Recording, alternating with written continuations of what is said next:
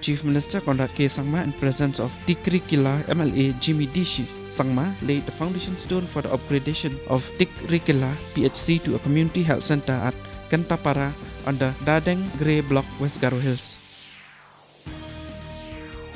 In Assam, the Karbi Anglong Autonomous Council elections counting of votes began this morning at 8 a.m. to decide the fate of 154 candidates who contest the poll for the 26th constituency in the two hill districts.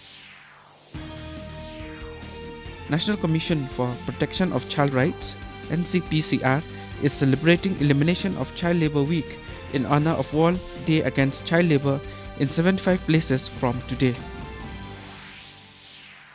The 12th World Trade Organization WTO Ministerial Conference will begin in Geneva, Switzerland today after a gap of almost 5 years. Commerce and Industry Minister Piyush Goyal will lead the Indian delegation in the conference. The United Nations General Assembly has adopted an India-sponsored resolution on multilingualism that mentions the Hindi language for the first time.